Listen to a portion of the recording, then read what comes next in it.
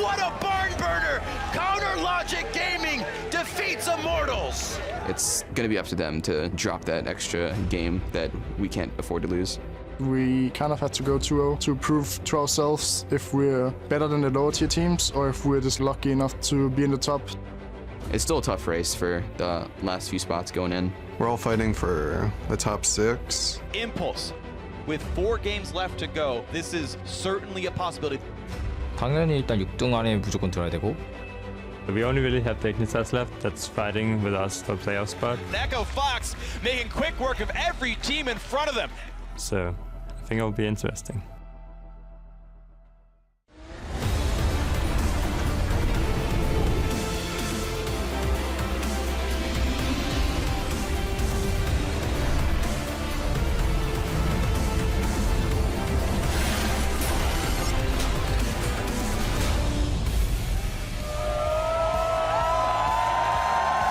Welcome, ladies and gentlemen, to Week 8 of the North American LCS. We're coming to you live from the Battle Arena here in Los Angeles, where teams and fans are ready to resume the spring split and partake in today's league action. Now, earlier in the day, the crowd was lined up and getting pumped for the day ahead, with Kindred making an appearance as well. And here you can see Cloud9 arriving at the studio. Sneaky there, bringing up the rear.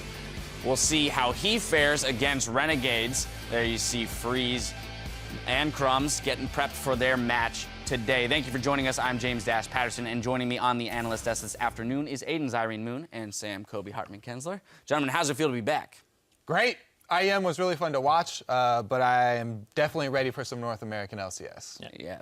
Yes, that we are. Well, before we jump into our discussion, let's see how the teams are stacked up. Immortals, well, they're in first place, go figure, with Counter Logic Gaming in sole possession of second. Then it's Cloud9 in third. TSM is in fourth, and just 1 win behind is Energy Esports and Liquid, who are tied for fifth. Team Impulse and Echo Fox are tied for seventh, while Dignitas and Renegades round out the ladder. But teams still have 4 games to determine their fates, so we'll see what's in store today. Renegades, they're going to face off against Cloud9 in Game 1, followed by Immortals versus Energy Esports. Then Counter Logic Gaming goes up against Liquid, with TSM squaring off against Team Impulse in Game 4. And finally, Echo Fox takes on Team Dignitas to close out the day. Now, last week, the LCS broadcast went on cooldown, as we mentioned, but League of Legends action continued abroad, with teams battling for international pride at the Intel Extreme Masters World Finals in Katowice, Poland. Now, we got a glimpse of how the global regions stack up, and by all appearances, North America is still behind the curve. Isn't that right? Fair? Yep. Yes. I mean, we kind of learned as the more things change, the more they stay the same. SKT, the Koreans perform really well, sweep the entire tournament. China, very rocky, actually, with the hype of the top place teams coming in, not really performing very well. But, you know, once again, I said North America, a lot of work to do.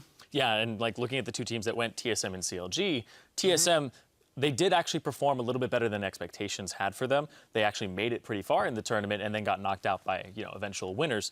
But, sorry, not eventual winners, but of course. But they had some slip-ups, right? Because this is all, they had to make such they a had long some, journey. they had some. Because of their first game against Ever. So, I mean, Exactly. blunders like that are hard to ignore, even with the improvements that they may have made and the time that they got to spend on the international That's stage. the big thing, is they got to spend multiple games, like they almost played half of an LCS season worth of games in order to actually improve and work on their teamwork and be in a setting where they're on stage, right? Because you play a lot of games in scrims, but having that stage experience as a team is what matters. And recovering from a loss immediately to play again is a big thing for your mentality and show some resilience for TSM. Yeah, I think they did show that they do have a lot of things to continue working through, though. There seems to be some tension with the duo lane for them, hoping that, all this international travel has sort of put it to the test, and maybe they'll come back stronger. Now, Kobe, talk to me a little bit about CLG, because expectations for CLG coming off of the Immortals and Cloud9 victories that last week were pretty high, and yet... Yeah, talking about expectations, obviously the Chinese team setting their high seeds over, there was a lot of expectations. Same thing with CLG. CLG had just had an amazing week in North America. They beat Immortals,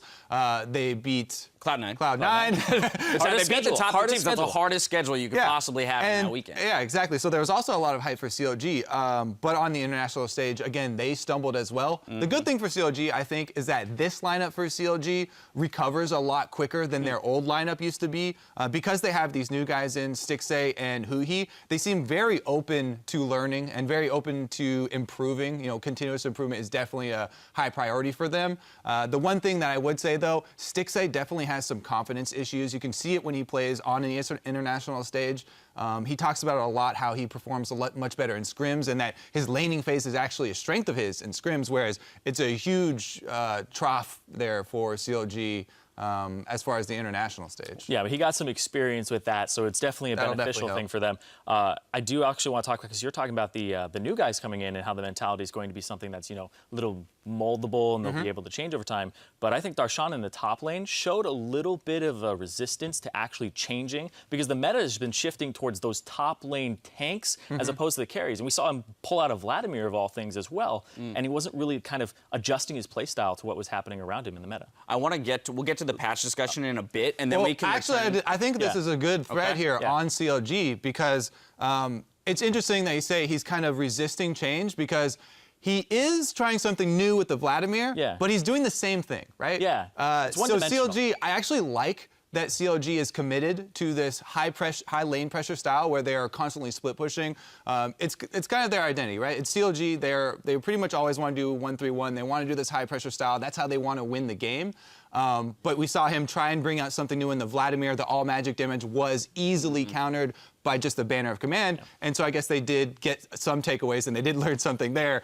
Very difficult to deal with. We'll see how they evolve, given the prevalence of tanks in the top lane now, and we will get to that patch discussion in just a moment. We've dealt with the international competition. Now let's return to the domestic competition. There are only 4 games left in the regular season, and every team in the league has something at stake, whether or not it's avoiding the promotion tournament, earning a first-round bye, or just cementing playoff position. These are all on the line. Now let's peer into our crystal balls, gentlemen. Please help me and discuss the future of these teams. Kobe, how could you forget your crystal ball? No, but I want to judge specifically on strength of schedule, looking at the top 4 teams in particular here and how they're going to close out the regular season. No ball needed. Perfect. Graphic we have here. Stats. Production's got us covered. Yeah.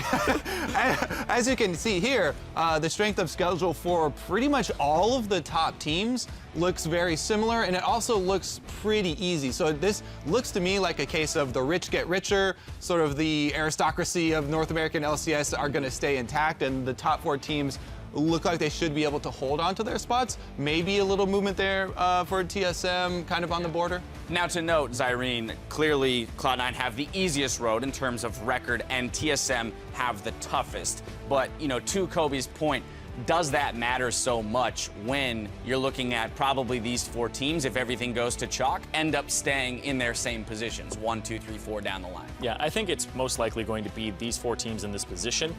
There is a little bit of variance there. We don't know what Renegades is going to look like with 2 new members on the squad as well. And of course, Immortals versus TSM, there is always chance of an upset, and you can get that extra point and come up the standings and possibly force tiebreakers and stuff like that. So there is always movement to be had with upsets. It's an interesting thing, too. Having Immortals in your roster to still play there for TSM definitely boosts the win-loss record of the rest of the teams. Makes it look like a that one icon being up there is like, oh, okay. Whoa, everything changes. All right, well, those 4 teams, we'll see how they fare as we close out the regular season. Aside from their competition, though, there are still plenty of other variables that can shake up the score. One substantial change that every team will face this week is the fact that they're playing on patch 6.4. So we've already briefly hit on the tanks, Zyrene. Now, outside of just affecting CLG, let's further discuss how the top lane meta might evolve with this patch. Yeah, basically, it's not so much a change in the patch. I mean, GP and Fiora did take nerfs. Fiora is still likely to be banned and picked, but now we're seeing top lane tanks, Rammus, Poppy, and we're also seeing Nautilus come in there, which means that we're also seeing more stake in Trundle come up. And that's the thing for me, is these top lane tanks are meaning that you carry junglers are now back in. People can play these and have 2-threat, 3-threat comps, and then a big tank in the top. But how are Huni and Darshan going to adjust to this as carry top laners in the 1 and 2 spots? That's the big question for me here. Is that going to affect them, and will they take a little bit of a slide in the standings? It is possible, but I want to see how they adapt. Yeah, is this the death of Quinn in the LCS? Probably yes. Yes. Save for Hooney, maybe. Okay, which is fair, because apparently he'll play it into anything. He doesn't really care. Yeah, but really what I'm looking forward to is, 6-4, we've got Jin buffs. Yeah. So that's my big thing for this new patch, and Sneaky's already played it without the buffs coming in even, so there's a very high chance of Jin bans probably against Cloud9. Right. But I actually think that other AD carries will play it as well. Double Lift, I know, was putting in some work on it, and I feel like no AD carries can ignore it anymore. We've already seen, Rock's Tigers in Korea playing it, and anything that the Tigers are playing should the rest of the world probably will be play. practiced or at least tested. Yeah, and when you look at those Jin buffs, it's not just that movement speed, it's the fact that now some of his abilities count as single target. So Deathfire Touch feels pretty good. Exactly, so for the use of Deathfire Touch, it's the full damage, which is a buff that people weren't 100% seeing when they looked at the patch notes, but now people are putting the time on that champion, and of course, once you learn it, you're going to be more proficient at it, especially after it saw those buffs. I think that's where then the major question lies, and we don't have to answer it, is which of the AD carries in the NALCS have actually put the time into this champion to feel comfortable pulling him out and play him to his fullest potential. Because we've seen Sneaky put in, he's put in hundreds and hundreds of games. Same situation with Kalista. He was very clearly the best Kalista player when she was introduced to the meta. Have the other ADCs in the NALCS put in that kind of time to make him an effective choice? As of yet, who knows? But we will for sure see his power or his effect in the pick ban phase. I'm certain of it. You've heard our opinions. Now it's time to let us know yours by answering our social media question of the day. What champion picks will be the most contested on patch 6.4, and why is it Jin? No, just why. Send your responses to @LolEsports, and we'll read some of them later in the show. It's Rems. Yeah, exactly, right? Well, I know it's only been a week, but it still feels like a lifetime since we've had some NALCS action, so that's enough of us. We're going to send it over to the caster desk to get the game one underway. Thank you very much, Dash. I'm Rivington Biz in the third, and I missed you too. And you, and you, and you, and this guy right here too, Joshua Jet Leesman. He's going to be joining me on the cast for the first 3 games, and that first game is going to be Renegades versus Cloud9. Renegades has had a rough split, to say the least, but they earned their second win in Week 7 after bringing on Seraph in the top lane. He's been a huge help for the team. Yeah, and in Week 7, because of the roster lock, we said they wouldn't be able to play with him again. But guess what? They made a trade. So Flares and Alex each actually both moved to the Challenger Squad TDK in a trade, and Renegades then acquired Seraph for the top lane and Ninja for the mid lane. So a new look Renegades here today, and they have already said that they're not gunning for anything other than improvement since they do sit at 2-12. So these roster changes will be looking to kind of get some synergy before the promotion tournament, and it's tough competition here against Cloud9. Very, very tough opponent ahead with Cloud9. They lost to CounterLogic Gaming in Week 7, but C9 definitely put up a fight in that matchup. It was a great game all around by both teams. Yeah, and you can almost always expect that Cloud9 will bring a very intense, entertaining game. Yep. But while they're awesome and exciting to watch as a viewer, games like that are extremely draining for the players and the team themselves. So having last week off, they did not attend IM Katowice,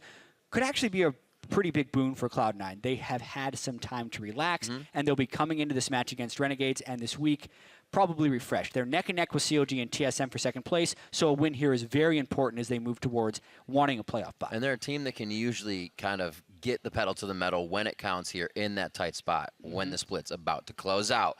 And Cloud9 wouldn't be so high in the standings if it weren't for a little special something as well. So let's hear from Sneaky about what sets Cloud9 apart. Mechanical plays, I guess, come into aspect like some parts of the game, maybe early in lane phase where you actually do have the potential out to play someone and get an advantage, but most of the time it's more about just being in the right place at the right time. Literally everyone on the team has to be doing that, or just recognizing teleports, stuff like that, that some teams just forget about or just aren't very good at. And I think that is probably what separates us, just us being really strong in those aspects. And we can kind of see that in C9's play a lot. Small picks here and there, able to skirmish very well because of their positioning and micromanagement by High. Yeah, specifically even in the early game, they have the highest percentage of first dragon takes and also the second highest gold lead at 15 minutes amongst NALCS teams. So those mechanical things play a very big role in the first 50 minutes, and Cloud9 excels statistically as well as realizing it. Well, let's see what they have coming to this game. Let's check out the starting lineups. On the blue side, it will be Renegades. That's going to be Seraph in the top lane now, Crumbs in the jungle, Ninja now in mid, Freeze at AD carry with Haku at support, and Coach Hermes. Yeah, and on the red side here, we have Cloud9 looking to clean up the end of the season with some wins. We have Balls in the top lane, Rush in the jungle, the defending MVP, so to speak, Jensen in the mid lane, Sneaky as AD carry, and High, shot caller and support.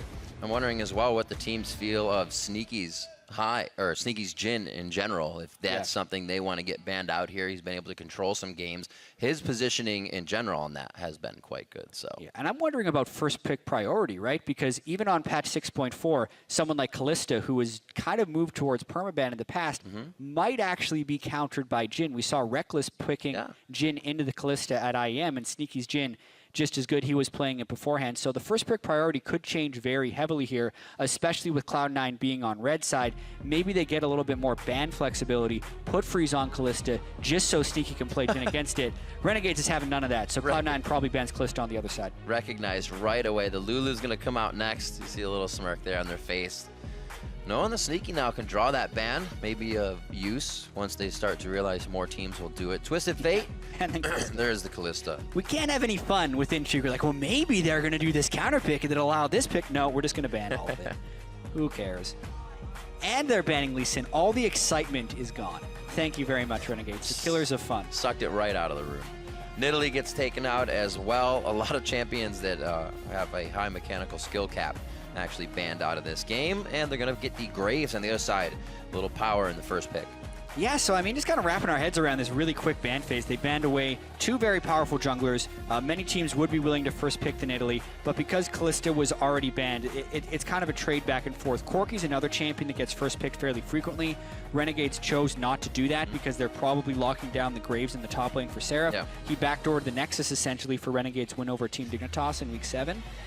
Very important for them to first pick them, getting their new acquisition, his comfort pick. But at the same time, it leaves some very powerful choices for Cloud9 on the backside. You see the bans. We heard Sneaky just talk about the mechanics, and the ban from CLG was Nidalee, Twisted Fate, Kog'Maw. You kind of get a jungler, the Twisted Fate, and another AD carry. But that leaves that Kog up if Sneaky actually wants to go for it. Still, like you said, those power picks around the board. Gragas, Corki have been picked up on the side of Cloud9. Already looking good in that sense. What will Crumbs and Ninja decide to take? 16 seconds on the clock. Elise, and does Ninja pick for himself? Yeah, Crumbs has played a fair bit of Elise this split. He's scary to blind pick, so he doesn't. Yeah, he has. Well, here's the thing. Renegades has just picked Braum. So with Lulu off the board, that is one of the best protectors for Kog'Maw if they did want to pick it in the last little bit. But I think they want to know a little bit more about Cloud9's team comp before they do that. Freeze always has, you know, Draven in his back pocket as well if he really wanted to play that. Very versatile AD carry. So they have a lot of options here still. See if Cloud9 decides to go with some power picks here. See how high his last plays are. Still has that Alistar in if they want to keep safe. And they do go something scary for a pick. Morg is also up. Haven't seen that in a few plays. Week 7. I guess the first day of Week 7 it did come in. And the Trundle actually gets picked up for that top lane. All right, so they are saving their mid lane for final pick, which makes a lot of sense. They've opted not to go for Gangplank with the Nurse. Gangplank has definitely fallen from about 100% pick ban down to 61% pick ban across most of the major regions. So they decided to go with Trundle top lane, who's kind of creeping up in priority since we're seeing more tanks in the top lane.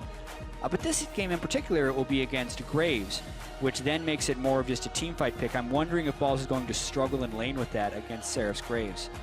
Of course, the Morgana is just for High's comfort. It's his most played support this year now. What will be the answer from Renegades? Like they said, this is for improvement. They take the Kog'Maw, and they have a Zillion as well for Ninja in the mid lane. I guess we could expect that from Ninja. He likes to get some crazy plays in sometimes. His varying pool that we had seen in the TDK season. Yeah, well, the thing with Ninja is he actually wasn't able to play with TDK at all during Challenger. It's one of the reasons they made the trade in their announcement is because TDK wanted Alex each for the playoffs, and then they gave Ninja kind of so they could get access to Alex early, it felt like. So Ninja, it'll be kind of his debut here. Very talented player. Played with Team WE, and he's been bouncing around a lot of different teams as well. So, yeah, Zillion into whatever Jensen wants to pull into it, and the protection to allow Kog'Maw to kind of flash in and get revived. Jensen branches out here. He's been quite strong in past weeks. Had a LeBlanc 2 in a row for week 7, and it's going to be the Varus for the mid lane. Put a little bit more AD in this composition since it was actually looking at mostly AP. Yeah, and Varus is a pick that's really been sneaking up in overall priority in the recent patches. Specifically, Victor was kind of the most picked wave clear mid. He only lost about 20 damage on his E, but it almost feels like Varus is filling some of that mid lane space with the tremendous wave clear. It makes sense in this particular team comp because they have so much magic damage from the Corki. Now they're having a very diversified threat of magic and physical damage, as well as just being able to completely shove out the lane. I'm excited to see Jensen's take on Varus, who Varus as a champion has been incredibly high priority in the LCK as of late. Looks like we got the double TP coming in from Renegades to start this one off. We'll see how the Varus kind of AD composition for that mid lane comes in for Cloud9. It's surrounded with quite a bit of AP in that Gragas Corki Morg. It's going to be an awesome one to start off week 8 here. Almost finished off with the spring split. And as we load into game, give these teams your energy by tweeting at LOL Esports with the hashtag REN win or the hashtag C9 win. We'll see which team has the biggest spirit bomb in just a few minutes. Absolutely. Yeah. Waiting for Aurelion Soul to come out so we can get those giant stuns coming out of the base. Halfway down, all the way down the field.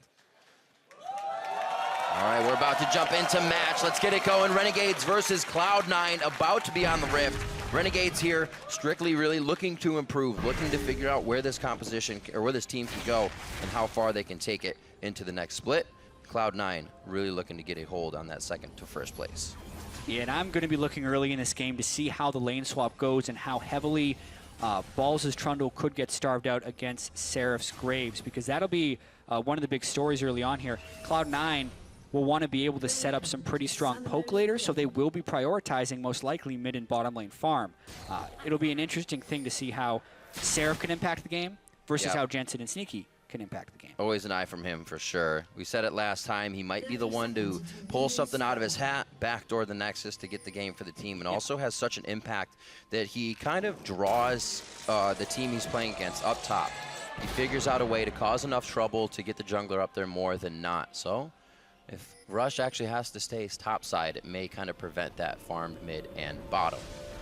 A lot of work here for Renegades. Let's see if they can get themselves ahead in the early game. They play very well once they do. They can hold that lead. But if they don't grab the lead, it usually just falls down from there. Yeah, Renegades has had pretty poor mid to late game. Cloud9 has also had a pretty tremendously strong early game. As we were talking about just before the show, 1,500 plus average goal lead of 50 minutes for Cloud9.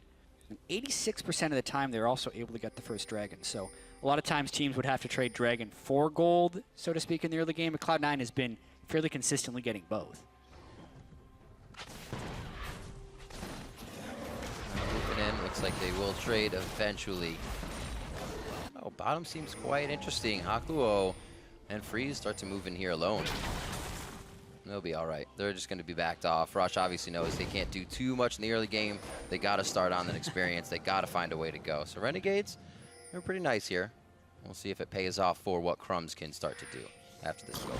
Yeah, one-man invade from Renegades on the blue side of Cloud9. Two-man invade for Cloud9 on the blue side. We're seeing a lot of different starts in these lane swaps.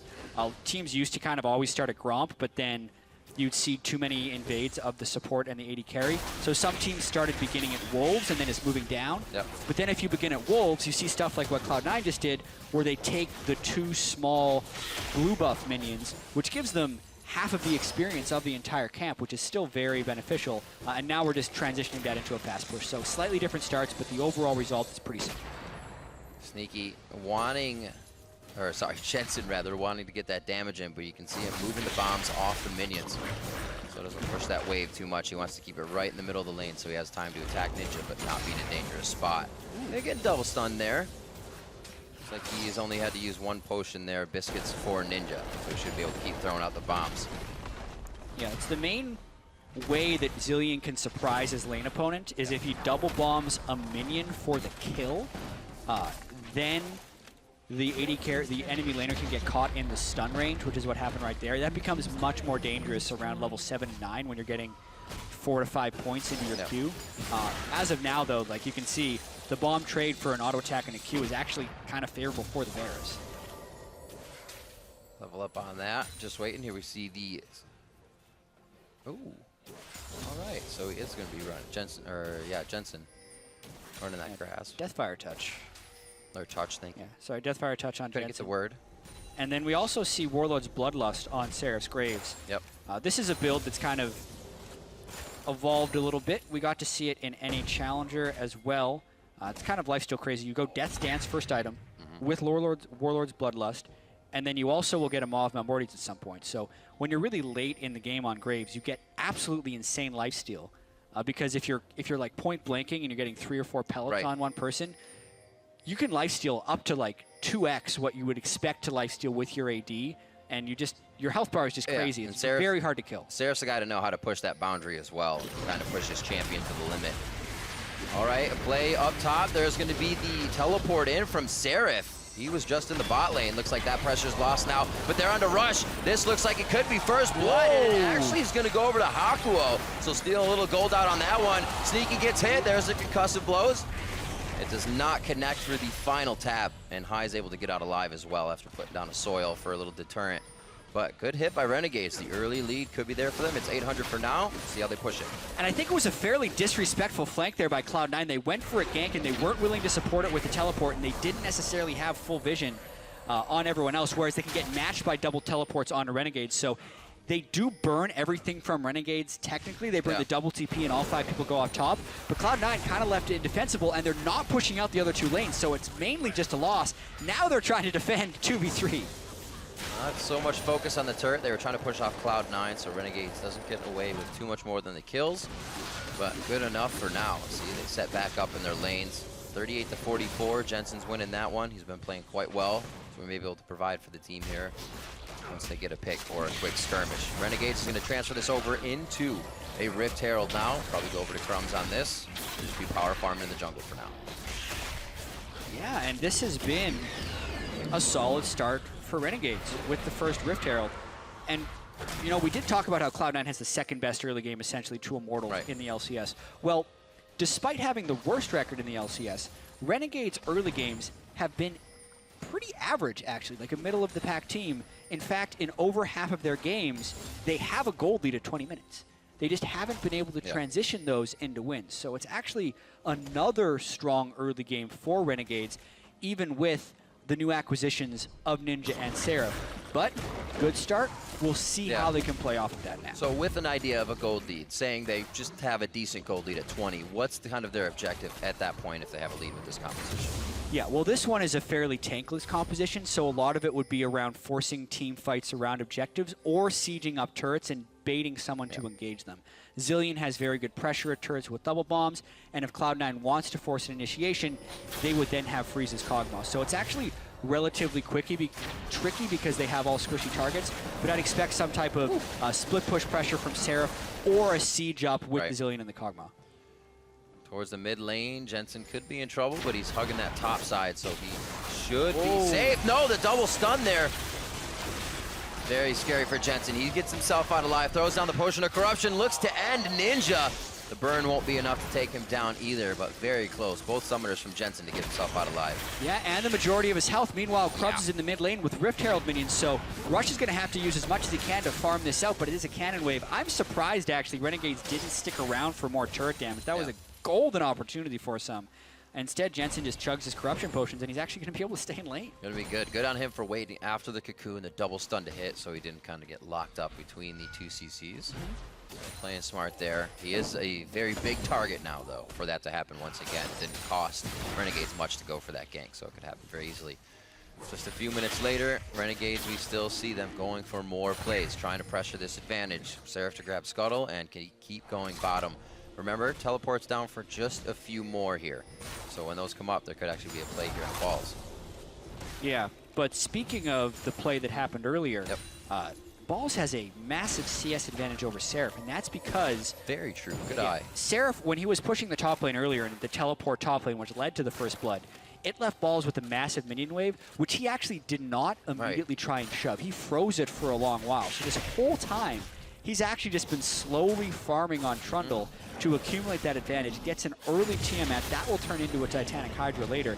And this is exactly what a Trundle wants in the early game. Trundle's pretty bad in the first 4 levels if you're trying to teleport and have immediate impact. But if you get the time to farm up for Titanic Hydra and Iceborne Gauntlet, that is when Trundle becomes an absolute menace in lane and in team fights. And that's actually where Balls' Trundle is on the path of going. He's been kind of stepping up more and more this season. We saw his Fiora game where he was so big he wasn't able to do much. And then his next game where he did a hell of a lot. And now he's able to sit on his own in situations where he'd kind of be down in CS like Seraph is here and not be able to do much for the team. He's the one up. He's the one providing. And it seems like the team is actually playing around that a lot better as well. Top lane, we saw them get teleported on. Cloud9 made a mistake. That's where we saw Renegades grab first blood. But they've able to stave off the kill on Jensen now. And holding steady. Bottom lane's going to be the target here for Cloud9. Balls back to the top lane. Looks like he'll be able to protect that turret quite easily. I don't know, 3v1. We will see.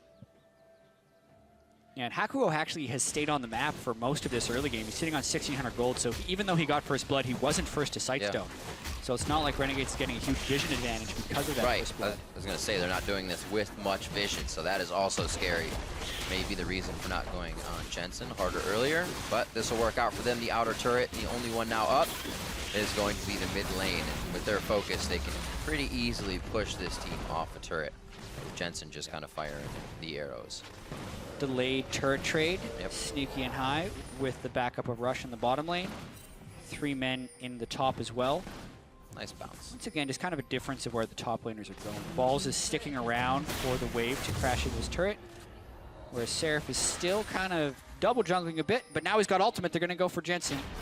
I like what Renegades is doing. Every time they rotate, they're taking the jungle of Cloud9 and then trying to take the members of Cloud9. Successful on that attempt. We said they're going to be going back for Jensen. He's a big target, and it goes to Seraph this time.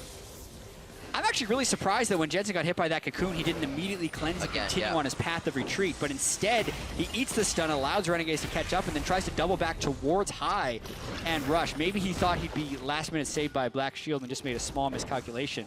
But the flash cocoon ends up paying off for him. He just goes immediately, cleanse right there, run. I think he thought Ninja was going to catch him anyway, so he decided to double back, but yeah, he's pretty dead by the time he decides to double back because his flash was still down.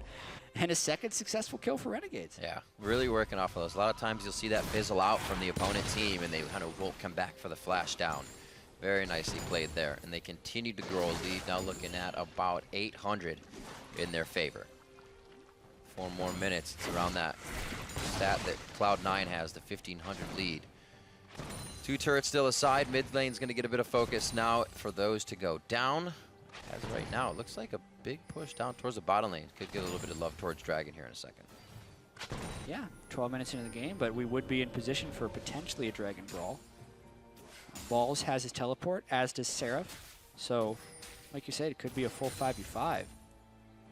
That'd be interesting. I mean, Cloud9 would probably say, okay, we'll ward, stand on the outside, and just throw in all of our poke until it looks like a good fight for us. And it may start off looking pretty bad here. Double bomb's going to do some decent damage. Jensen has some potions to chug, but I'm sure he would have loved to do without that. Yeah, a little bit of a delay on his build as well. Has to go early Hex Drinker instead of completing his Manamune early, which a lot of mid lane Varus like to do. Oh, and he whiffs the ultimate. Sun was in his eyes, right? Yeah. That's what happens? Hey, Ninja's pretty quick. He can use the move speed just a little bit wide left. Yeah. See a lot of those Varus ultimates go wide. Got to be able to hit those. It is huge when you do. Huge when you don't. A little concerning for Cloud9 as well. We see a Sightstone coming out from Rush with a challenging smite on Gragas.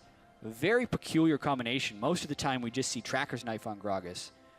Straight into something like an Iceborne Gauntlet or tank items.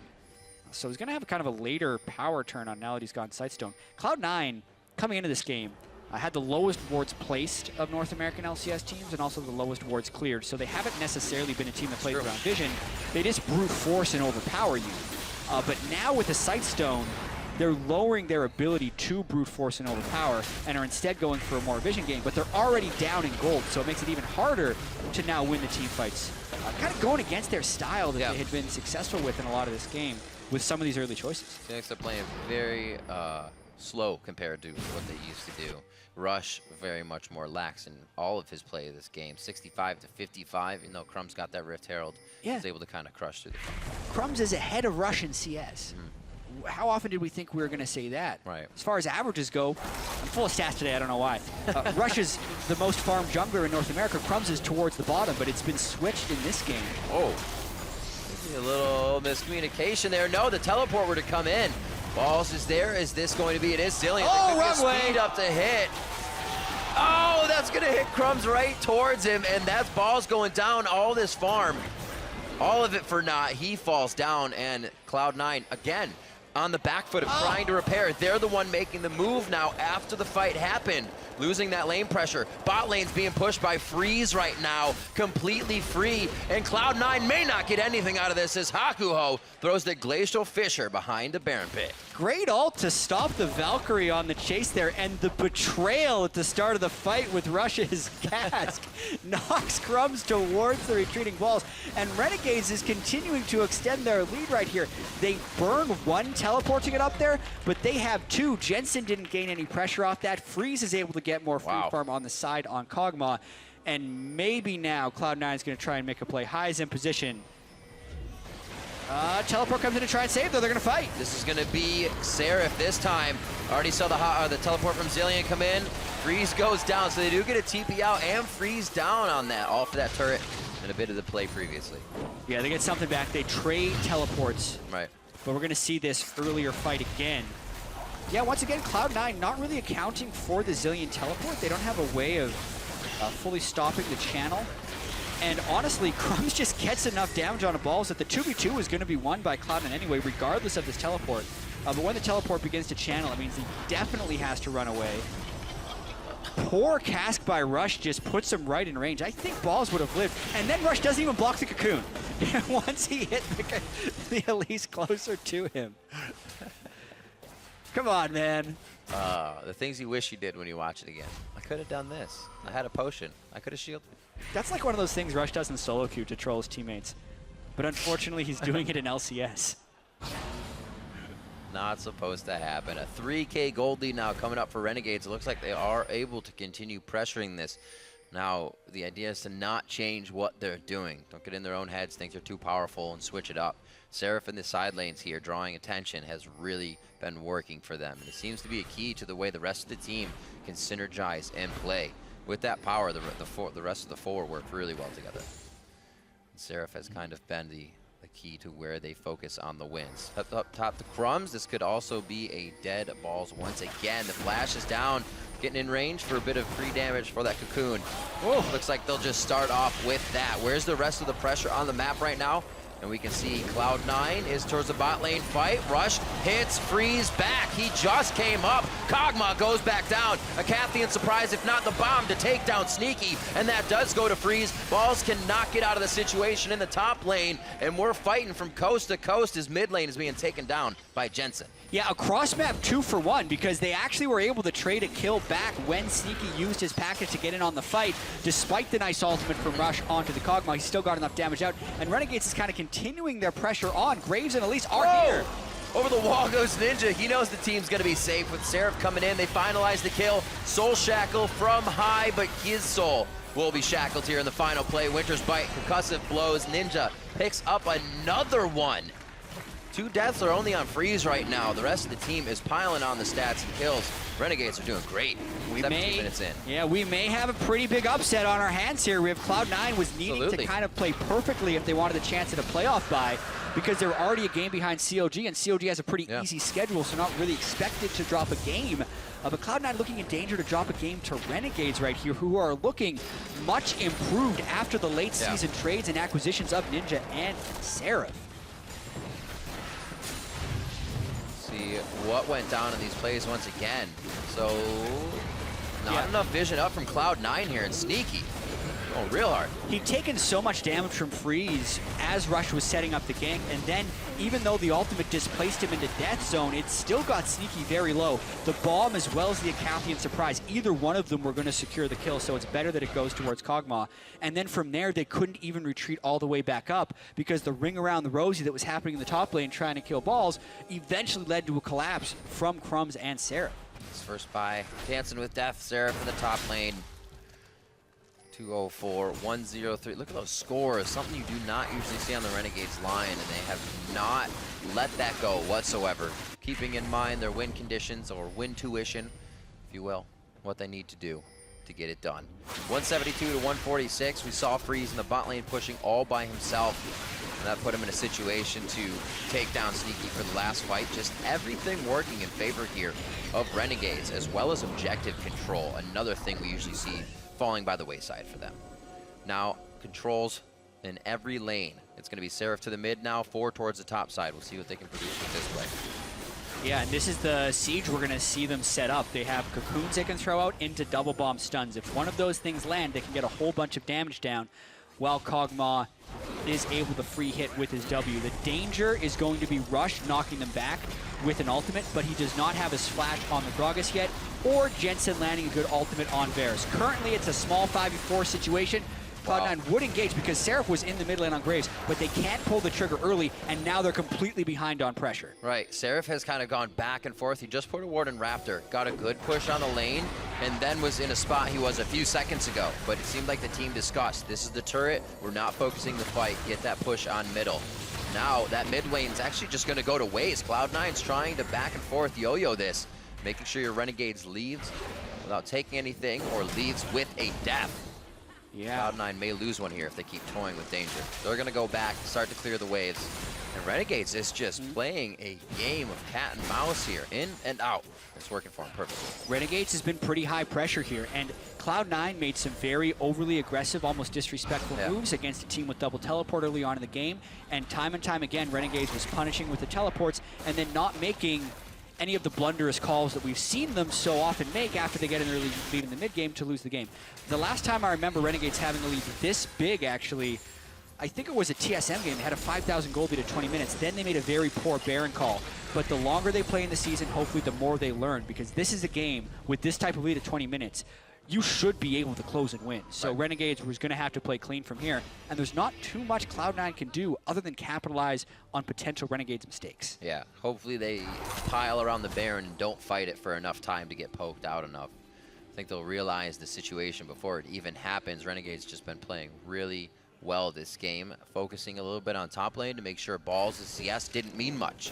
Focusing a bit on Jensen, where teams have been missing out, making sure that he was actually hurt in the early game so he couldn't carry at this point in time. They actually hit all the pivotal points of where Cloud9 was being strong. Yeah, power spikes that Cloud9 wanted to hit. Like we say, Renegades hit faster. Yeah. Sneaky wanted the Trinity Force power spike, but Kog'Maw completed this call, finished against Ginsu's Rage Blade, could match that just fine. Yep. Jensen had to build a Hex Drinker while he was still sitting on a tier, and that gave Ninja time to stack up his Rod of Ages. Just across the board, Renegades has been able to stay stronger with their power spikes, thanks to some nice early moves and the gold. Ninja's just been a kind of a silent damager in this one. He shows up out of nowhere, doing good damage, 105. Definitely holding a great spot in the mid lane for his first game. 7-2, 22 minutes in now. We're looking at that 5.2 thousand gold lead here. Renegades still playing it safe, respecting the fact that if Cloud9 puts a few towards mid lane, they're not just going to go for that. I'm a liar. They might. They just might. Freeze is going to call me out. A lot of people see Kog'Maw as a late game hyper carry. I think he's actually strongest in the mid game. Okay. Hurricane, Ginsu's Rage Blade with max W and more points in, I believe, your E that Freeze would have skilled up right now. Yeah, for the nice slowing zone of Voidoos. He can just walk up, press W, and no one can match him in damage at this point in the game, especially if Braum jumps in front of him for a shield to prevent the Gragas Vault from knocking him back. So this is actually where Renegades wants to make a very strong push just straight up the mid lane and try and take an even bigger advantage of the game. Look what's going to happen. They have 3 members out of base right now, looking at 2 in front. No minions just yet, though. They'll easily be able to get at least half damage on this turret, if not everything. Chain of Corruption comes out. They're looking. Cloud9 is really looking to protect this turret. They have put ultimates out already without enough people to fight. They're going to save it, and Renegades is actually going to be forced to back off here. Played it a little sketchy, but get themselves out safely. I think sketchy is the right word for it with Freeze there. He was in relative safety after the stun had worn out on him, and he still kind of flash healed away, which means that the push has to be completely abandoned. Yep. Even though Cloud9 still saves the flash body slam engage potential from Rush. Uh-oh. That happened backwards than I thought it would happen. Good guy Ninja. Looking to make a play. Sneaking with the 1v3, I think? He did that in the bottom lane too against Freeze. He caught them with the package and now counter push from Cloud9. Oh, real hard right now. Seraph gets caught. There's a bit of follow-up. I don't know if it's enough for a kill. Just a bit of constant DPS, not enough burst. And Cloud9, I think they feel like they're inside the head of Renegades. They know we can start pushing. We can get them. They're on the back foot, and they will use that small advantage here to get themselves the mid turret open. Hopefully open up that jungle as well. Yeah, that 5,000 gold advantage doesn't mean as much when you're losing important cooldowns flashing away when you don't necessarily have to. This is kind of the experience differential between Renegades, who just acquired 2 new players, versus Cloud9, who have been kicking along pretty well all season. Little mini wins like that where Cloud9 can defend, wait for Renegades to overpush, and then respawn with the mid lane pressure of their own, will slowly creeping back into it. Dragon number 2. That guy was alive for quite some time, to say. Nobody was really focused on him too much. Kind of tells you how the game's been rolling. Renegades really towards the top lane quite a bit. Letting Seraph run the bottom, trying to run Cloud9 thin between all the lanes. And the first time Cloud9 gets the group, they make something happen there in the mid lane. Also was off Renegades a little too much of that pressure towards the second tier turret in mid. They got low, we saw the fight, Crumbs then got low. Kind of pans out from that one play. Renegades can't stop the bleeding if one small thing happens. Back to reset now. Still have that lead, still a pretty good lead, and an open map with a lot of Cloud9's turrets down, so a lot to work with. Yeah. Freeze cleaning up on the Raptors. So fast. When he gets Blade of the Ruined King, now that he has his QSS, when he's going to be at his absolute strongest, I feel like. I said the 2-item power spike is huge, but the Blade of the Ruined King 3rd item really turns his damage to another level with how many attacks per second he can get off. Yep. For the percent health damage. The gold lead has shrunk a little bit though. Yeah. It was 5,000 earlier in the game, now it's 4,000 later in the game. So not only is it less in absolute terms, right, percentage terms, it's even less. And Freeze is a big boy. 11K on him alone. That's just about 2 more than anybody on the side of a total gold of Cloud9. A lot of damage to work with. We have not seen it used in that right spot just yet. This may be where Cloud9, of what Sneaky said, this is where those tight mechanic plays come in, where they do the little things just a little bit better, and that's what counts. And the mechanics are going to be so critical in these team fights. Will High be able to black shield the right target to stop a cocoon or a double bomb from getting the stun? How is Freeze going to be able to sit still to get his Kog'Maw damage out? And will Rush be able to use his ultimate to knock him back or into the team, depending on what stage of the fight Kog'Maw's in? Or will Hakuho be able to block a Gragas ultimate so it can knock someone backwards? Like, there are going to be some very critical team fights in this game, based on the way Cloud9 normally plays. Like, a lot of other teams are very pick-focused and they get the split push, but most of Cloud9's games are decided by these very skill-intensive team fights that High is able to force with his experienced shot caller. Thinking actually, once you said that, Hakuo, of how much he can actually block on this team, and he's married right now to Freeze. I was going to say that has to be a key situation in this. Just hopefully he points the shield the right way, because intense moments can happen or make that flaw happen. Yeah. Farsight's regular sweeper, or sorry, upgraded sweepers out, and it looks like they are mirrored on that sense. So Cloud9 placing and sweeping a little bit more this game, since they really can't get what they want out of that brute force style of play. Pushing a few forward. Rush is actually going to get a ward over on that blue. They may actually want to taunt kind of Renegades over to this Baron and then say, let us poke you. Let us just poke you. Are you willing to do this? Because right now we just saw what engaged happened in that brush, and that means for the next few minutes, everybody's very aware, and that play fizzling out is going to calm things down for a second. Jensen sitting with a lot of armor penetration now with Maw and Ghostblade both completed. So his fully charged Qs are very potent poke against the Renegades team, who has no additional armor items. Not a single person has built bonus armor. So like, this is prime time for flat penetration to work on Jensen's Varus. Potent pokables. There you go. Potent poke. Potent pokables. 1,000, please. Haven't seen too much package play from Sneaky just yet. We have seen the Valkyries straight in. Yeah. But staying on the outside has just been more beneficial in this team comp so far as they move towards the mid lane. A little bit of a tussle between Balls and Seraph towards that boss side. Doesn't look like too much damage, just the hidey-ho. They went their separate ways. Yeah, it looks like, you know, Is this where Renegades doesn't pull the trigger? It's been happening for the past 5 or 6 minutes. I think they had a decent power spike when they went to siege the mid lane, but that didn't go well, and it's kind of scared them off of pulling off another attempted play. But is it? No. That was like the bait. That's a bait. You know that's a bait, but you still get caught by the bait. Okay, he didn't get caught. He's all right. Maybe. No, he gets down. Finally, Ninja cancels that out. Chain of Corruption is going around. The damage has been done. It's just about the crowd control now. There it is. He got it. Timed it. He has the ult. Went down, and so does Ninja.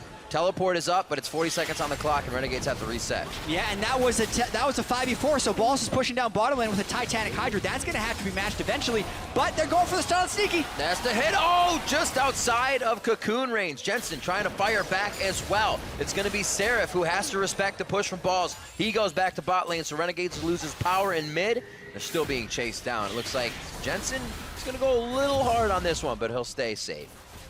It's about this time the game gets very exciting, Riv. We have a Mana Mune converted to a Mura Mana for Jensen, so he's hit his power spike. Renegades is floundering a little bit. They saw the opportunity to go on to high, which, to be fair, this is a good opportunity. Double stun into all the CC, but they have all their crowd control dudes here. They don't necessarily have their damage dealers. Kog'Maw's off, Graves is off, so they can't completely burst him down.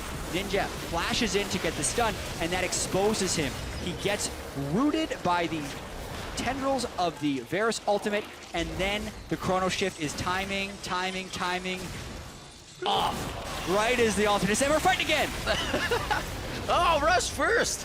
Rush goes down. That ultimate is hit. Jensen's down once again from that fight, so it went pretty hard in the beginning there, but it looks like Renegades has come out on top of this one. Still have to respect very much Balls on that front line. Since we talked about it before, not too much of a tanky member status on the side of Renegades at this point.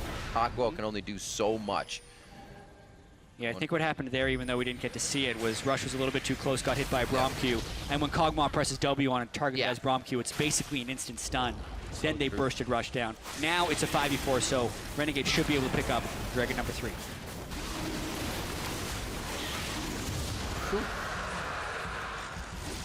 Some touch and go moments for Renegades. They have lost a bit, but still keep about a 3.5 thousand gold lead. Hasn't really gone into that just yet. They have been up to 5, but can't seem to pressure past this inner ring of turrets. Top lane still up, a possibility, so they can use this composition to get around that.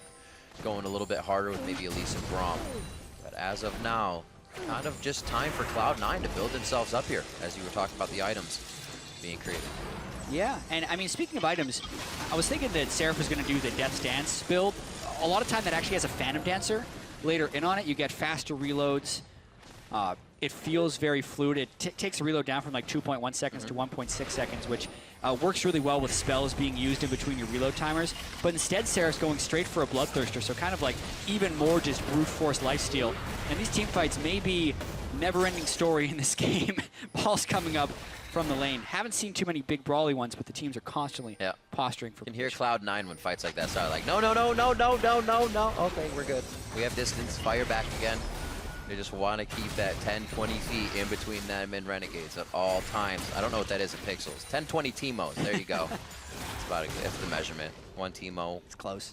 1 space. A little more love towards Vision on the Baron, but it's really gone back and forth between mid and Baron. Mid and Baron. The laning phase is kind of stopped here.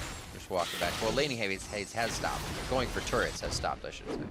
Yeah. Just a lot of back and forth. It's actually Cloud9's pressure advantage right here. They don't have the dragon, so they're going to be forcing a dragon to fight a lot of the time. Yeah. But if you look at the way the map is warded, Renegades is pushed back. They don't have any deep ward control. But they are speeding up that Kog'Maw. Woo. All right. He uses Not cleanse. worse. Quicksilver Sash is out. Seraph over to the pillar now, and it's the back and forth. This is the Cloud9 fight that they want. They're getting the poke in. Their health bars definitely a lot better off right now than what Renegades is facing. Hakuo tries to throw the Winter's Bite back. Balls goes in for the pillar. That's going to slow the team down, and Cloud9, while pushing forward, still keeping that same distance. That doesn't mean go in, fight the whole fight. It means go in and keep tagging them. A lot of the major damage dealers on Renegades were the ones that took damage, so Renegades had to back up since they really couldn't bring the pain. But there are jungle monsters up. Freeze, Lifestole. Seraph is actually recalling to get the majority of his health back. But Renegades is still up there. There's not even a teleport on Seraph. They're being really risky right here. This is the yo-yo game, back and forth. Glacial Fisher goes out. 3 points right through the middle. It looks like they are going to back out of this one. 9-3. Not too much coming out of that one. High still pretty hurt on the backside, and it looks like everybody's taking a breather on this one. Cloud9. Woo. High goes down to 140 health from that collateral damage that Seraph tried to execute him with. Woo. Touch and go. These are touch and go fights. Just a little bit. Renegades has definitely kind of met a wall in the middle of this game with where they needed to go. They had that push on mid lane that kind of scared them off of everything. Cloud9 seemed to get such a big hold on the mentality, not even the game, the mentality of Renegades after they got pushed off the second tier in mid. It's been interesting since then. Both teams are really scrapping in these fights to get 1 or 2 kills, and usually somebody's walking out with the sliver of health and nobody goes down. 3 dragons still the Renegades. Could be an option if they can't find a way in. 2 more dragons to go. Yeah. It's going to be a while. I mean, with the way these fights are touch and go, we could very easily see a fight before then. And Renegades is just going for the Baron. Ball's teleporting from the back. They can't finish that. It was exciting for them, though. It was surprising because that would have been really bad if they tried to finish that Baron. They do get the teleport out for balls, though. Scuttle fight. All right, here comes Ball. Whoa. Throws down the wasteland. Ninja very, very low. There's a chrono shift. He's back up. Focus onto Balls. They can't do too much to him, so it's kind of a maybe, maybe not. Now the focus onto High. He flashes out for the focus and the damage, which are the cooldowns is what Renegades is waiting for, and they have to pull out. High very good at doing that and absorbing a lot of damage when he's not even a tank. A lot of people on Cloud9 just did the same. But again, no kills. Yeah, we are pushing the outer limits of how much damage can be dealt in a team fight with no one dying. The damage to kill ratio is way out of whack this game. Oh boy. Oh! He missed the missile, so he's real fast. Oh! There we go, you're dead. All right, everything slowed down a bit.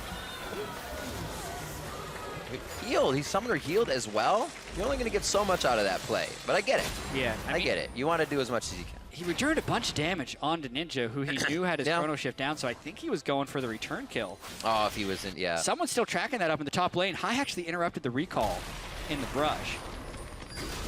Oh dear. Spooky hit Seraph. The chase potential may have just been low. Whoa! Over the wall goes Crumbs, and it looks like he's going to have to repel out of this one. Not enough damage right away to take them, and Jensen fires back to get himself a kill onto Crumbs, who went headstrong into that. Every fight is just countered with another fight. Sneaky was down. It looked like a 4v5. Cloud9 continued the aggression. Crumbs tried to turn it around, flashing over the wall to get a Rylai slowing everyone with the volatile spider. And then it was just Jensen that got the final bit of poke down. It's a very high action 14 kill game. I have to say. I would love to see the damage at the end of the game compared to something else. Sweeper ran out for Rush. It's all right. It's like most of the kills. Almost. Yeah. Almost. Story of the game. This is big, though. Crumbs is dead. One of the ways we thought Renegades could have a win condition is forcing Cloud9 in, but if they get this dragon, that delays the game by about 6 minutes. That's theirs. So Cloud9 putting a little wrench in the works of Renegades. That will not be as easy to finish out the game in that sense now. Maybe back to these turrets, trying to push Cloud9 off the turret. They're always giving them that distance. If they can get them far enough back off something like the top turret, you have that engage in the open space, but it's tough. Cloud9, like they said, very good now in these mechanical portions of the game. There we go. Ward cleared out. Back to a breather. Looking at CS around the board, it's almost 400 for Freeze here. You can see what his focus has been. Absolutely crazy if he actually gets a moment to stand still in the game. It's really been tricky for him, though. With all the poke that Cloud9 throws out, it's very hard for him to get in the position where he can stand still and do damage. Cloud9's played around that very well. Yeah. We keep seeing when Renegades is trying to engage these fights, Ninja's just speeding the Kog'Maw up, and he's running in kind of like you try with the Juggermaw. But Zillion is not Lulu, so when he runs in, he's not shielded. So he's running in to get a few hits off. Yeah. He gets hit by a Corki missile and a Varus Q, and he goes down to 40% health, and he has to back away. So it's really not working the way they had envisioned.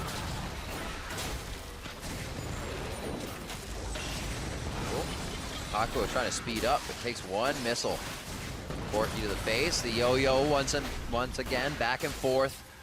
And it looks like it's only enough time to give Minion Wave to come back in. So nothing in the side lanes now. It's all about 5 in the mid. Teleport's gonna be up for balls, but he's still gonna be hanging with the team for now.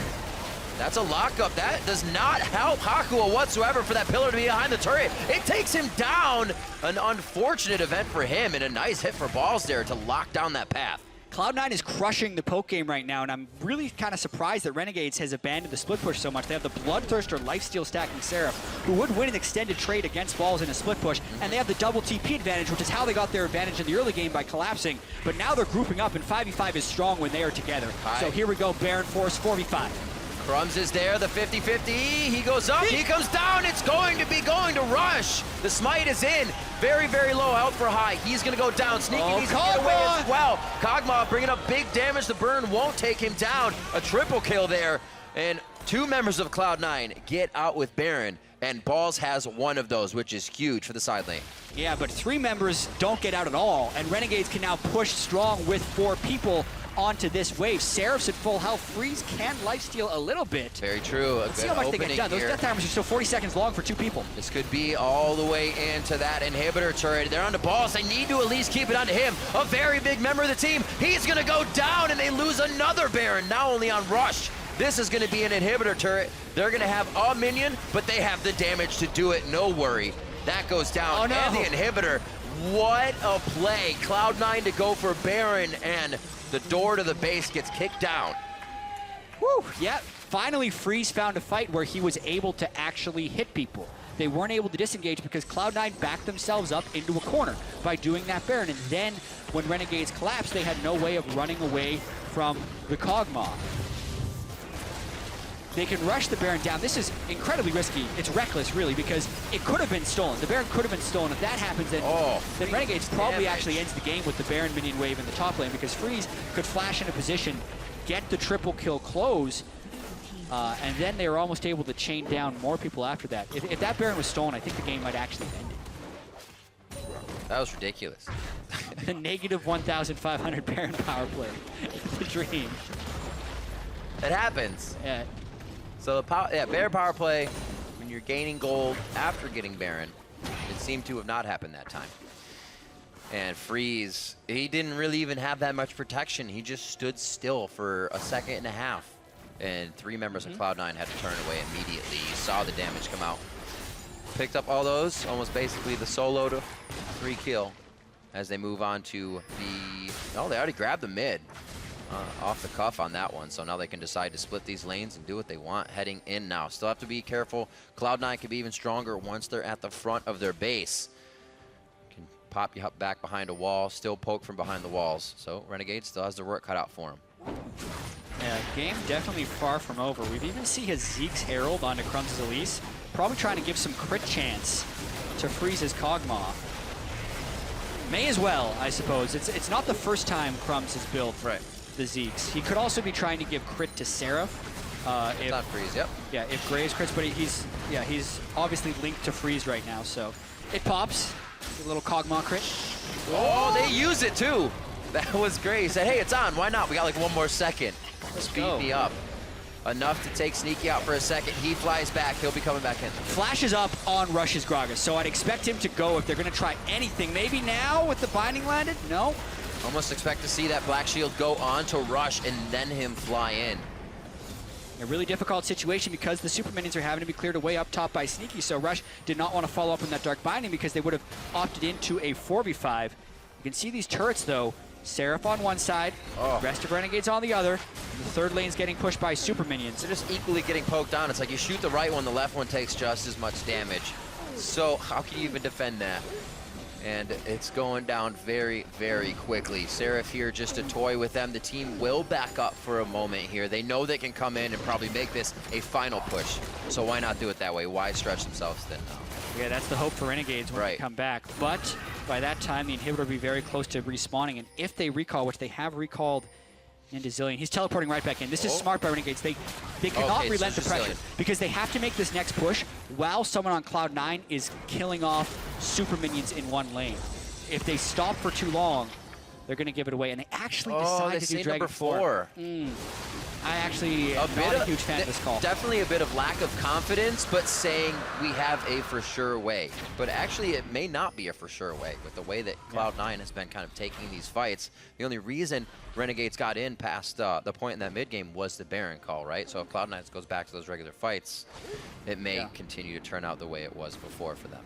Give a little bit of time for that inhibitor to respawn. It's about halfway back up already.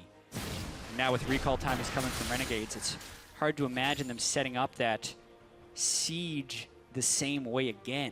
Yeah. So that probably pushes the game towards another Baron before they can set up a siege or a Dragon 5.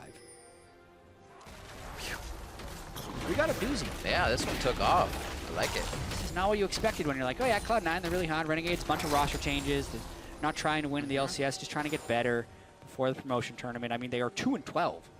We have to remember. This is a massive upset. You know what? Renegades can close. Ninja and Seraph don't feel like they're 2-12. Seraph has been great in the LCS so far this year. He really has. He's not that good with TDK and Challenger, but whenever he's on stage, it's the LCS buff. 306, once again, doing really well in a game. 6-3-6 in his last Graves play. See if he'll be the one to backdoor the Nexus. Once again, a chain of corruption just for the W.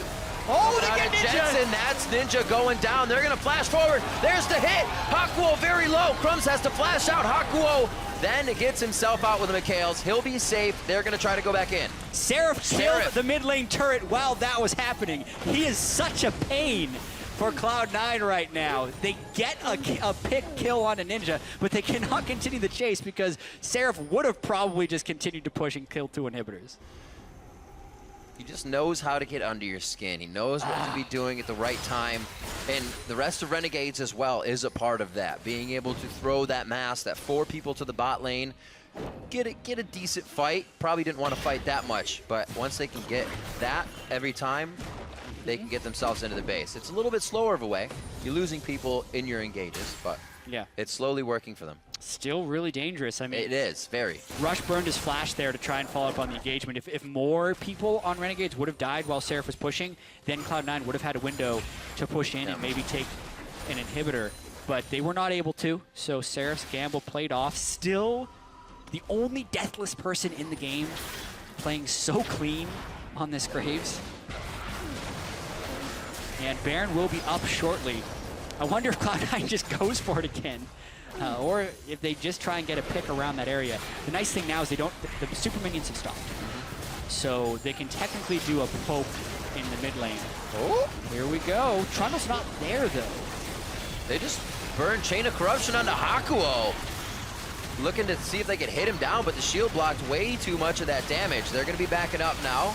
Soul Shackles was used onto Crumbs. That's down. Ninja feels like he can go in. He's going to throw the ult out just before he goes down. That got the Gragas ult out as well. Sneaky's already used Subjugate. Guardian Angel onto him. Sorry, Balls. Rather, not Sneaky. He'll go down. He'll be back up and be the focus. Flashes out. Cloud9 now kind of fighting on a thread here, and it's a very small one. Jensen, that's the cleanse. I don't even know, they may still have something else to get themselves out, but it has been a very scary fight, and they don't chance it. And guess what? Everybody's still alive with the GAs and the Zillion ultimates coming up. Magicians. Oh my God, but they're so low now, and it's all about the pressure differential and what major cooldowns are burned. So the Zillion ultimate is actually back up already here. Did he? Yeah, because he definitely used it and revived during that fight. He did, right in the middle Teleport of it. coming in for CP. balls with the home guards. They might be going on to Baron because Renegades is late on their recalls. They'd have the opportunity to That's do another so. recall. He just stopped Ninja from getting out. So Ninja will be slow to come back on this one. He feel like we've seen won't this even try. before. Ninja's not even going to try. He's sticking with the team. He This- does have the ultimate Jensen, back up. you're taking a lot of damage, Jensen. Oh, the fight's down. Do they know it's actually happening still? Crumb's up. Crumbs should stay alive here if somebody can get in front of him. No! Hakuo got stunned up. He couldn't move to help Crumbs. That's 2 down, and Renegades trying to force a fight when they were 2 spread out may have been the kicker. Yeah, and now it's a 5v3, but the damage dealers of Renegades are alive. Oh, Would Seraph do anything? No, he didn't. No, Cloud9's going to get the Baron. Oh my gosh. There's technically their second Baron of the game. Pulls the gold even closer. Oh boy. Yeah, so this was so distracting because the Varus was still hard on the Baron, so Crumbs was thinking they're going to try and kill it. Meanwhile, the rest of Cloud9 was laying a trap. Also, Ninja has his Zillion ultimate this whole time, so like technically he could have used it on Elise, but I don't think he wanted to trap himself in a fight there anyway, so he's just going to save the Zillion ultimate for later. Did he sell an item for that Spectre's Cow? Or does he always have it? Just wow. He's always had it, okay. Cloud9 holding on for dear life in that mid game. Continuing with an inhib going down, an inhib turret falling, and the bot one maybe has a quarter health. They are now tearing down mid lane here. A little respect to Renegades as they do get 5 members joined now towards that second tier turret that just dropped, but a little bit better Baron power play this time around. Yeah, definitely. And at this point in the game, any fight will end it. Almost no matter where it happens on the map, if one team loses a bunch of people, they're going to have enough time to push down the other side and end the game. 5th Dragon technically coming up in 10 seconds, but that is nowhere on Cloud9's radar because they're going for that inhibitor. Renegades outside their base, pushing Cloud9 in. They're looking to pinch them. The trick Use the pinch. base gate. Haku, or Ball's rather, very, very big. Rush is there, doesn't have the ultimate, just trying to kind of be a nuisance. Stay there, be a meat wall for the team. And they do have to respect that Freeze has approached the fight now. Good hits by C9, knowing also when to be in and out on this play. Freeze took a lot of damage, and the team needs to let him lifesteal here. They're double bombing the wave to try and push it faster, but really Freeze needed to hit that. While Cloud9 is denying the 5th Dragon, Renegades is, I thought they were gonna push mid, but they're actually coming around the side, maybe looking for a fight? Weird shot calling this whole time from Renegades, right? From the time they had the 5,000 gold lead at 20 minutes, they haven't been able to close, and slowly Cloud9's coming back. I just knew it, as soon as Balls got here, they were gonna go for something. Pillar goes out. If they don't have the channel they want, they won't take it. They start backing off to size up the fight. Wards are down, but Sweeper's being used to deny that vision.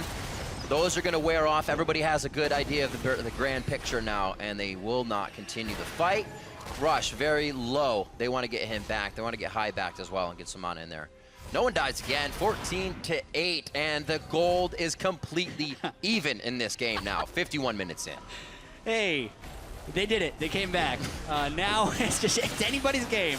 Technically, it is trending in Cloud9's direction ever since 20 minutes because they have been slowly coming back. But they have lost so many structures, 2 exposed inhibitors. So if Seraph ever sneaks in the backside somewhere, he'll be able to clean them up. But in doing that, he would expose the team to a brute force push from Cloud9. So I think we're just going to keep seeing more and more of these poke-focused team fights. Everyone is looking towards max items. We got Zeke's on both teams. What is that? 2 Thornmails on Cloud9 as well.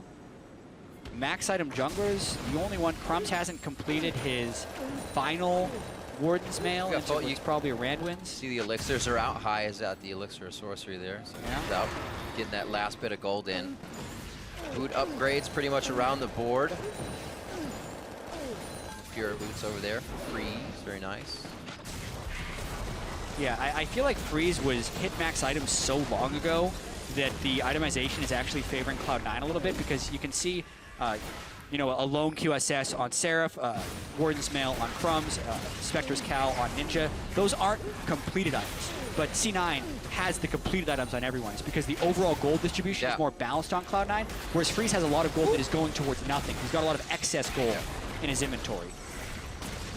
All right. Cloud9 is ahead in inventory right Cloud9, the second time approaching Renegades base. The first time it happened, they got an inhib. Second time they're being staved off a little bit. Now grab the gold lead here and are just waiting to take down that turret. I'm sure once Jensen and Sneaky get their hands on it, a few shots, it'll be going down quite fast. Oh, almost taking down Seraph right away. He's a big damage dealer in this fight and needs to be able to stand tall. Even with lifesteal, he's gonna have to go back to the base first. Home guards are up, should be able to be back in time. Oh, so much poke. This is exactly what Cloud9 wanted 30 minutes ago. Yeah. Yeah. You get the other team at the turret, not the other way around. Literally playing that dancing game that Sneaky was talking about, getting Renegades who are in their position. They want them. Another inhibitor goes down without losing a member, and Cloud9's gonna walk away. Yep, 2 inhibitors down. That was a siege done even without Baron. So Ninja could not even get double bombs down to clear the minion waves in time. Even with the wave clear of Graves, the poke was that overpowering that they were able to get the wave clearers low so they couldn't wave clear. And then Cloud9 closed in pretty solid for their second inhibitor. I'm not willing to call it yet, based on the way the game's gone. Nope. But it's really looking favorable for Cloud9 here. Freeze has to have a good fight here. Mercurial Scimitar looks like it's being built up by Seraph, so he actually stands to get a little bit more damage in that build for himself. And selling boots beyond that if he really wants to. Yeah, he still doesn't have enough for it, though. I mean, he's got 19,000 gold for the game. Because of the Death Dance and Bloodthirster, his inventory is very expensive. Meanwhile, you got Freeze, who's farmed 24,000 gold, highest in the game by far, but he's got 2,500 unspent gold. Yep. Sneaky full build, or rather, I keep calling Balls Sneaky. Don't know why. GG day. Balls full build for quite a while. Got that Guardian Angel a few fights ago. We actually saw him having that. See if that comes into play. He's trying to create a little ninja effect for someone on the team. And this should be all right. Cloud9 again going to go for the stranglehold here with the poke. And this is great for Cloud9. They have the strong poke. Renegades has not the tools to get really solid team fights. The Black Shield and Disengage can be strong enough. So Cloud9 would just set up shop here. Although, when a double bomb hits Sneaky, that will also stop the push, and the mid lane inhibitor had respawned, meaning the push isn't as devastating as having 2 waves of super minions coming in. Maybe this just delays for another Baron force. Baron 3. A lot of the time, Renegades only finds balls.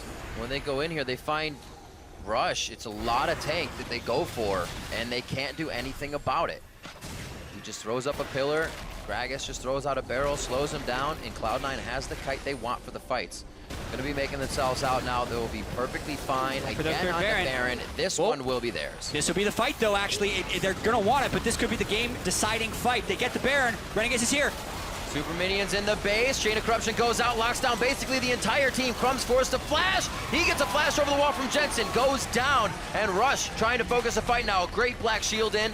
They're going to peel off. They're going to say, let's get the minions down. We have enough to keep going. Forget the fight. We'll get the base.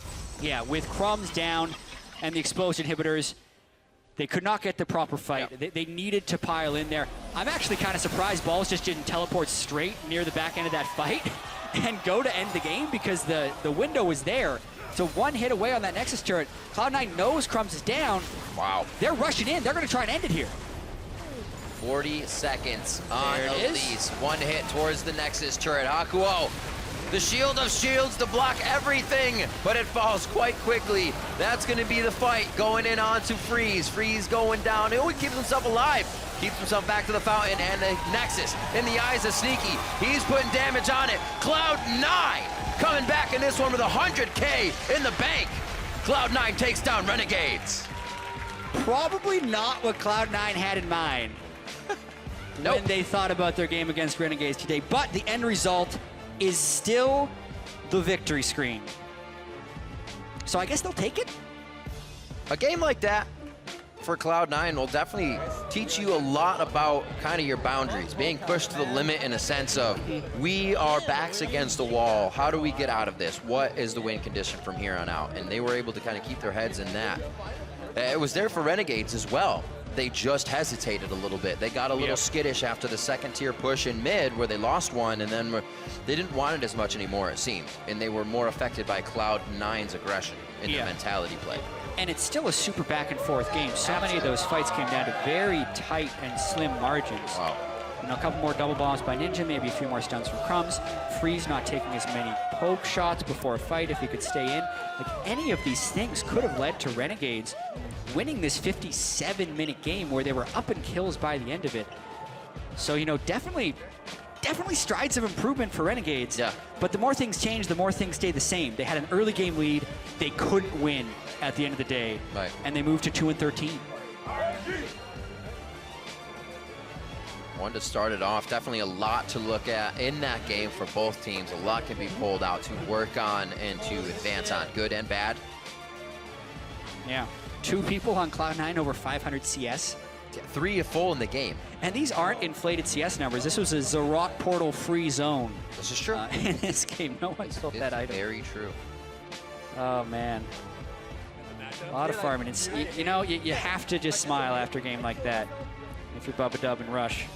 You're like, yeah, you know, I was 0-3-5 on Gragas. I built a sight stone for some reason smile after on the game if your Gragas. face isn't sprained from all the expressions of in between the game. Yeah. But also, while smiling, it's a thought is, can this happen to Cloud9 moving on towards the end of the split when they need to get these wins, right? When they're trying to build up and trying to, like, just iron things out here, so it's good going into the playoffs if they make it. Yeah, I mean, this looked like one of the games where they weren't really giving Renegades the full respect early on in the game. True. A lot of very early, overly aggressive moves, shot calls by high early in the game kind of set them in that early hole. They were capitalized on very well by Renegades, and even some of the Baron calls backfired for them. So you'd call this a trap game if they would have like a formidable opponent tomorrow, but really it just looked lazy. They played Tip tomorrow, so maybe they're expecting an easy week.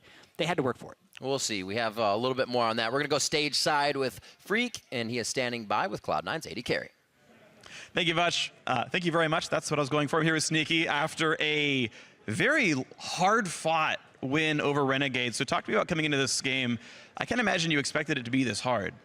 Well, we knew it would be tougher because they swapped out 3 other members, which obviously should be a good thing for them, even though, I don't know, it's kind of weird with the swap. They went to TDK instead, and they won there, so they're doing pretty well overall. But it was definitely a tough match for us. We did throw a little bit. We played a poke comp, and we went for stuff early, which wasn't as a 5-man, and our comp is really good as a 5-man. So once we actually got together, we started winning.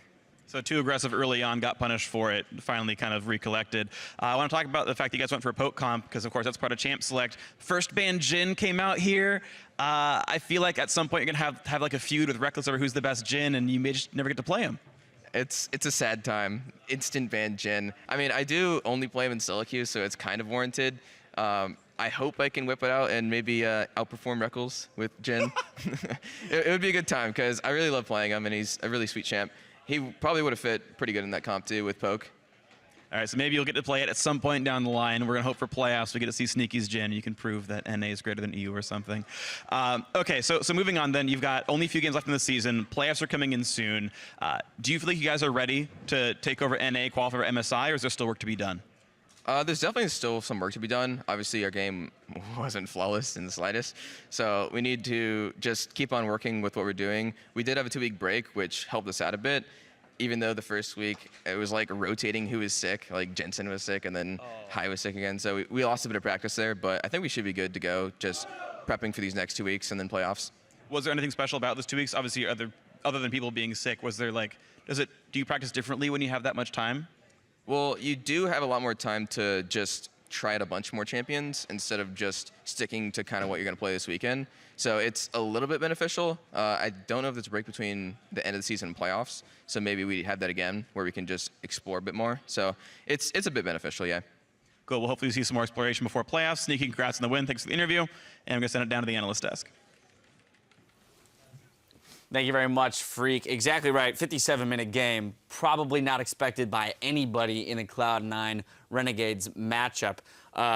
I want to hit on the first point, though, that Sneaky hit on starting in Champion Select. They built themselves a poke composition, and then we'll get into how these two teams came up against each other in the game. Yeah, and not only did they build the quintessential poke composition here with all aspects that you want, but they did it really intelligently in Champion Select. You can see when Renegades open with Graves, it's a kind of a weird first pick right now, but you kind of let that one go, and Cloud9 say, you know what? We're going to be very safe with our opening. Corki and Gragas gives away nothing. It's so flexible. Corki could go mid lane. Corki can go into any composition. He doesn't have to go into a poke comp. But then when they see the jungler Elise being paired with the Graves, you know that it is going to be a top lane Graves and a jungle Elise, which, yes, you don't really want to do poke into Braum, but poke into Braum only really cracks, Braum only really cracks poke comps if you have him with a top lane or jungler that has hard engage. Right. And since they've already seen there's no hard engage in this Graves plus Elise, then they feel confident to fill out the rest of their poke comp with the Trundle, even though not the best matchup in a 1-versus-1. They're picking for the composition there. Plus they have the Black Shield on high, Morgana, which was crucial as well. Yeah, and that poke comp actually outscales. So the team composition that Renegades ended up having is one that doesn't have engage and it's mid-game focused, and they want to really close out then. We didn't really see them actually go for the split push with double TP at all, and they just kept trying to group up and try to make things happen, but it's really hard to siege against the poke comp. Yeah, it actually made for a really exciting mid-game where you have these artillery wars of Kog'Maw sped up by Zillion and these Zillion bombs flying everywhere, and that's kind of Renegade's offense is Priest running at you very quickly on Kog'Maw with W active, but then the poke is coming back the other way, so it's pretty much all ranged wars. Yeah. And that was when it really got hectic, was in that mid-game. Cloud9 game picked off in side lanes. And crazy amounts of timing around Zillion ults. We saw Sneaky landing a couple clutch spells, as well as even, Jensen on Varus sniping people out of Elise repels. But as Sneaky mentioned, they definitely struggled in the early game. He pointed to the actual issue, which was they were a poke composition, and yet they were trying to go and fight and brawl people early. And Renegades, they capitalize on that pretty well. 4K gold lead at 17 minutes in their favor. And I think this is going to be the new Renegade style. We saw it kind of emerging when they were playing against Immortals. Just throw yourself at the enemy team over and over again and get yourself an early lead. And they actually amount early leads in most of their games, actually, despite losing them later on. And I think adding Seraph and Ninja, who are both really just skirmish-focused players in terms of a stylistic sense, this is going to be how the Renegades look for the remainder of the season. Yeah, they continue to lose, but they continue to show glimpses of good things, right? Glimpses of improvements here from Renegades. And this was an extremely close game, and they were able to push their early lead pretty well until that mid-game. We do have to also say, though, a lot of it was due to some mechanical misplays from Cloud9, specifically probably Rush a lot on that Gragas. He did not have the best Gragas game, but he was still able to get a win. I do want to put a microscope on the two new players, Ninja and Seraph. I mean, we've had the opportunity to look at Seraph a few times in the LCS this split. Ninja, however, not at all. But in particular, what seems to have come out in this game is that Freeze is not the only carry for this team anymore. There is the possibility of other threats for this team. Yeah, I think you now have a top lane threat and, of course, another mid lane threat, but who can play a little bit of utility. So you take pressure off of Freeze, and you don't have to have him perform at an S+ level every game to even pull out a victory. So now there's a little more consistency across the board.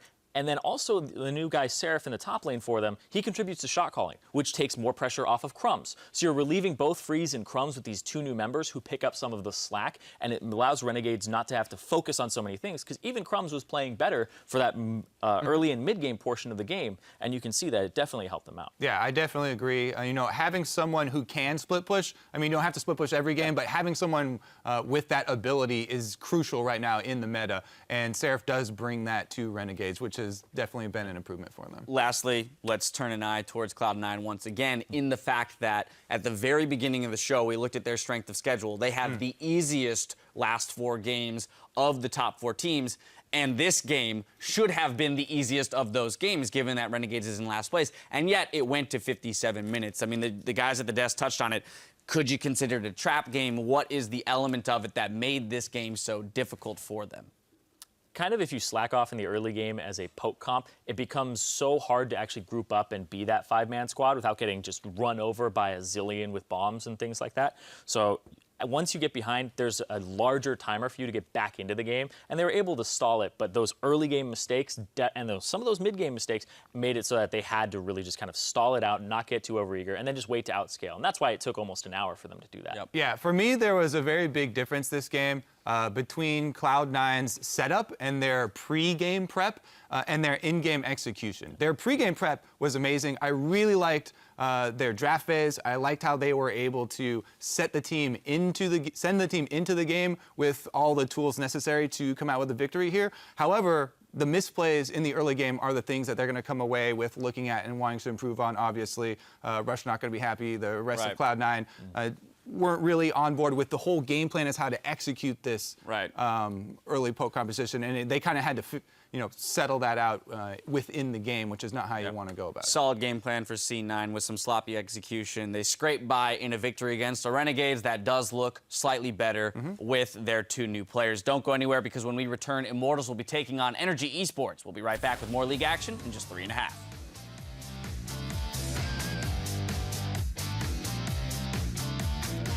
It looks like that pressure's lost now, but they're under Rush. This looks like it could be first blood, and it actually is going to go over to Hakuo. Cloud9 is towards the bot lane fight. Rush hits, freeze back. He just came up. Kog'Maw goes back down. Base, Chain of Corruption goes out, locks down basically the entire team. Crumb's forced to flash. He gets a flash over the wall from Jensen. Goes down the eyes of Sneaky. He's putting damage on it. Cloud9 coming back in this one with 100K in the bank.